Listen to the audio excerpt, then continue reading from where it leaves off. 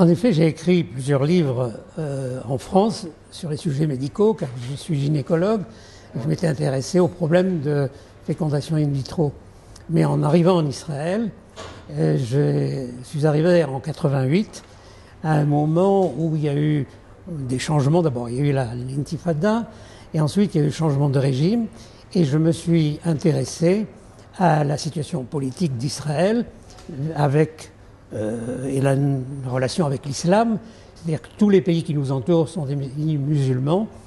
Et c'était à l'époque où on a commencé à parler des conférences de paix. Et j'avais compris dès le début que ces conférences de paix seraient vouées à l'échec parce que dans la doctrine de l'islam, il n'est pas question de faire la paix avec Israël. Il peut y avoir éventuellement des trêves, mais pas de paix. Et c'est ainsi que je me suis engagé au Likoud, tout d'abord, et puis je me suis engagé, j'ai fait la grève de la faim au Gan Avradim, à l'époque, en 93, pour montrer avec, à l'époque, Sharon, Dov Silansky, un certain nombre de personnalités, que c'était une erreur de croire en cette paix. Bien sûr, cela méritait d'être fait, mais l'avenir m'a donné raison. Et donc c'est pour cela que j'ai écrit plusieurs livres sur Israël, sa relation avec les Palestiniens. Et maintenant, je suis arrivé au stade où je pense que, au-delà de ce conflit entre Palestiniens et Israéliens, le véritable conflit qui se passe, c'est un conflit de l'islam avec le monde entier, avec le monde occidental plus particulièrement. Et ma contribution, c'est d'essayer de montrer les éléments fondamentaux de l'islam afin de comprendre ce que nous avons vécu, nous, en Israël, dans ce conflit, et surtout ce qui risque de se passer, qui se passe déjà en Occident, c'est-à-dire une conquête véritable de l'islam dans l'Occident. Je suis né en Tunisie, en terre d'islam, et j'ai vécu jusqu'à l'âge de 11 ans. Et par conséquent, j'ai côtoyé la culture islamique à l'époque. Puis ensuite, je suis arrivé en France pendant 40 ans. Et surtout, lorsque je suis arrivé en Israël en 88, j'ai eu la chance d'apprendre l'islam avec un islamologue juif israélien, Eliezer Cherki. Et c'est là que j'ai appris les fondamentaux de l'islam. Ensuite, j'ai suivi un certain nombre de cours, j'ai beaucoup lu. Et c'est pour cela que je me suis intéressé à la doctrine de l'islam et l'expliquer en tant qu'homme de culture d'origine française à l'Occident, pour essayer de montrer que la manière dont on montre l'islam par l'intermédiaire de musulmans occidentalisés n'est pas du tout la réalité. C'est-à-dire que ces auteurs montrent un islam édulcoré, un islam ouvert à la paix, à la tolérance, mais en réalité, ce n'est qu'une façade. Et je voudrais faire tomber ce masque d'un islam modéré et montrer qu'il n'y a qu'un seul islam, qu'un seul Mohammed, qu'un seul Allah. Je travaille actuellement à Jérusalem dans un centre médical où il y a des musulmans, des chrétiens et des juifs. Et nous nous entendons parfaitement bien. Nous entendons parfaitement bien jusqu'au moment où, par exemple, un événement particulier se passe en Israël, et à ce moment-là, on sent très bien que les musulmans retournent à leur identité réelle, ce qui est tout à fait normal. Donc, je crois que l'islam est très clair. On a l'impression que c'est une religion avec des aspects différents. En réalité, les fondamentaux sont très simples. L'islam est clair. Le but de l'islam, c'est d'islamiser le monde. Dans la doctrine de l'islam, le monde est divisé en deux. Dar al-Islam, c'est-à-dire tous les pays du monde qui sont sous domination militaire, politique, religieuse de l'islam, et le reste du monde s'appelle Dar al-Harb, c'est-à-dire la maison de la guerre. Et entre les deux, il y a une guerre permanente qui est le djihad. Le djihad, ce n'est pas une notion imaginaire, c'est une notion réelle, c'est une guerre permanente qui doit permettre au monde, paradoxalement, d'arriver au Dar al-Salam, une paix, mais selon la doctrine de l'islam, c'est-à-dire une paix dans laquelle tout le monde sera islamisé. Donc, ces notions-là sont très importantes à connaître parce que si l'on n'a pas ces fondamentaux, on ne peut pas comprendre, le conflit israélo-palestinien, mais surtout on ne peut pas comprendre ces révoltes récentes dont on a parlé, ce qu'on a appelé indûment le printemps arabe, qui sont des révolutions musulmanes, des révolutions islamiques, qui rappellent ce qui s'est passé dans l'histoire de l'islam depuis Mohammed jusqu'à l'apparition des khalifes qui ont eu des guerres pour obtenir le pouvoir. Je crois qu'à l'échelle individuelle, il y a un certain nombre de musulmans qui ont conscience de cet aspect très dictatorial, dirons-nous, de l'islam. Et par contre, la doctrine de l'islam, elle est univoque.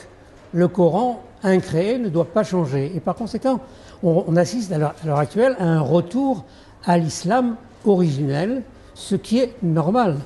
Et cet islam originel est le même depuis le 7e siècle jusqu'à maintenant. Et au contraire, les musulmans se retrouvent avec fierté cet islam originel.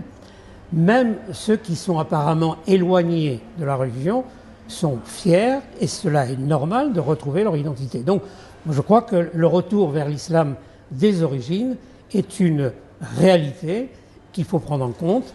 Et contrairement aux Occidentaux, qui ont tendance à voir dans l'islam, justement, et on la présente comme cela, comme une religion aimant la paix, la tolérance, la liberté, mais dans un sens musulman et non pas dans un sens occidental.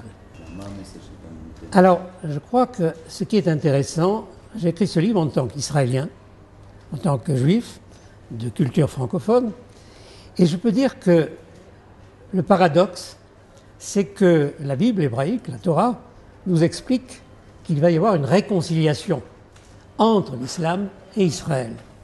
Nous tirons ça de la Bible. Lorsque Abraham est décédé, ses deux enfants, Yaakov et Ismaël, sont allés ensemble se recueillir sur sa tombe. Et de là, nos sages nous apprennent qu'il y aura une réconciliation possible entre l'islam et Israël, mais à la condition qu'Israël redevienne ce qu'il est vraiment. Il y a d'ailleurs dans le Coran plusieurs sourates qui disent explicitement que la terre d'Israël appartient aux Hébreux, que Dieu demande à Israël de revenir sur sa terre que Dieu lui a promis. Et par conséquent, la solution dans ce problème, ce n'est pas de changer l'islam, ce n'est pas de changer les chrétiens, c'est que Israël redevienne vraiment lui-même. Et comment il peut redevenir lui-même? Il peut redevenir lui-même que s'il revient sur sa terre, sur la terre d'Israël. Et à ce moment-là, l'islam sera obligé de reconnaître ce qui est écrit lui-même dans le Coran. Le problème va être plus difficile avec les chrétiens. Parce que si avec l'islam, nous avons un problème de terre, avec les chrétiens, nous avons un problème de ciel, comme le disait Manitou.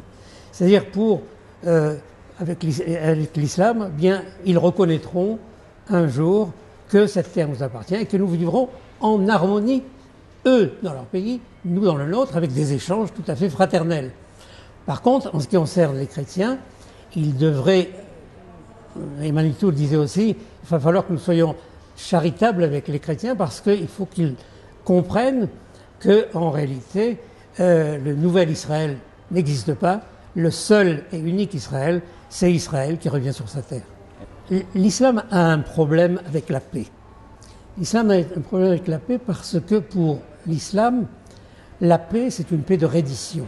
C'est-à-dire qu'il faut qu'on ne déclare pas la paix. On donne la paix à celui qui s'est rendu. Et par conséquent, pour le moment, l'islam a un grand problème pour arriver à la paix, puisque, il voudrait récupérer des terres qui ont été conquises par le djihad, ce qui va être impossible avec la terre d'Israël. Ils sont en train de conquérir l'Occident, selon leur doctrine, et par conséquent, la seule façon de permettre d'arriver à la paix, c'est d'abord qu'Israël soit suffisamment fort pour permettre une dissuasion. Essayer de montrer que, finalement, nous sommes entourés par 23 pays musulmans.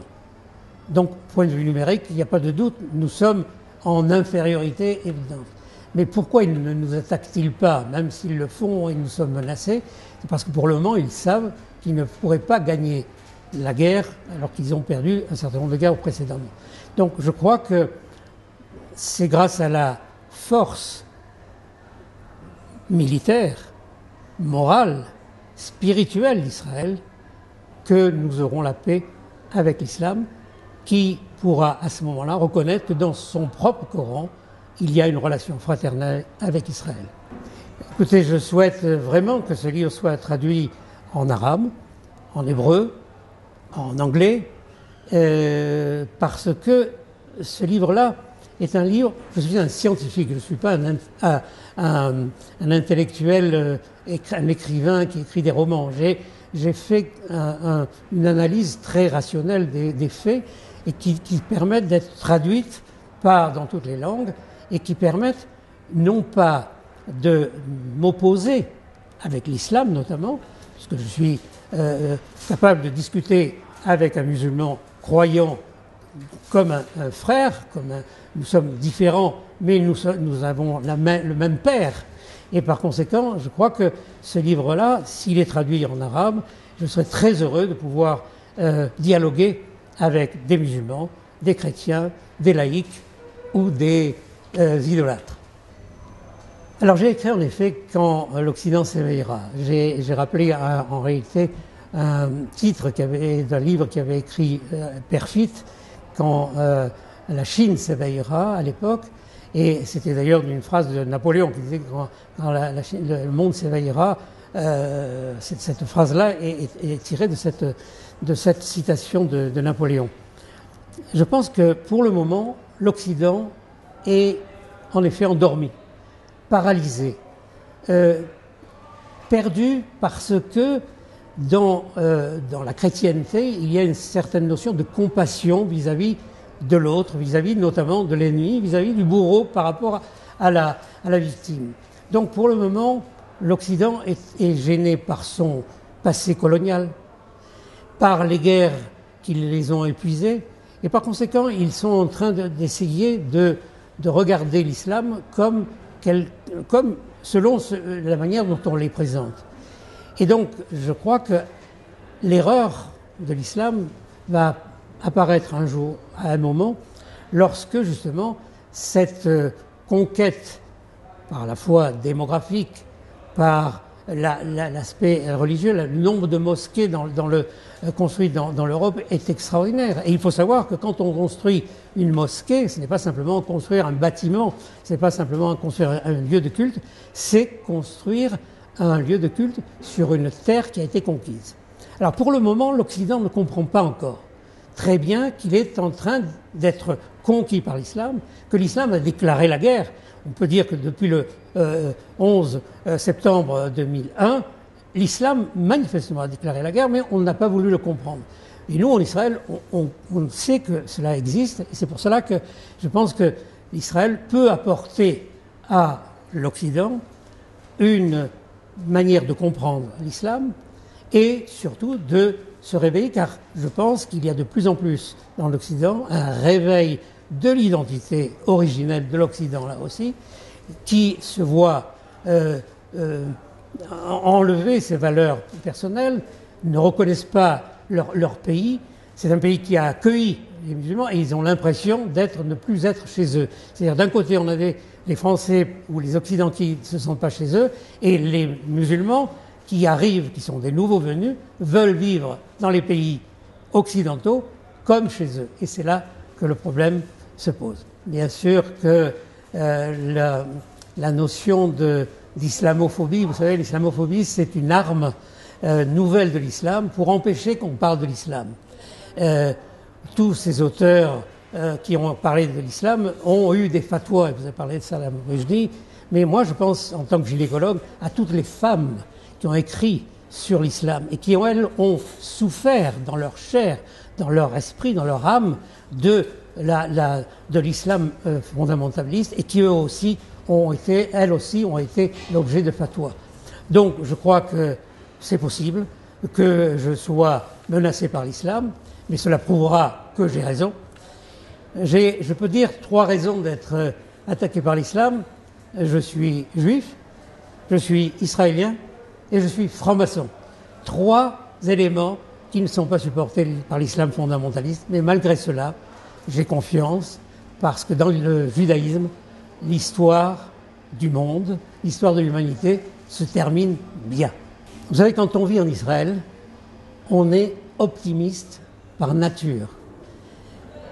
Quand on voit qu'après 2000 ans d'exil, le peuple juif, représenté comme par une statue avec les yeux bandés, le peuple exilé, le juif errant revient sur sa terre, après 2000 ans, c'est le fait que toutes les prières de nos parents, de nos grands-parents, de nos ancêtres se sont exaucées.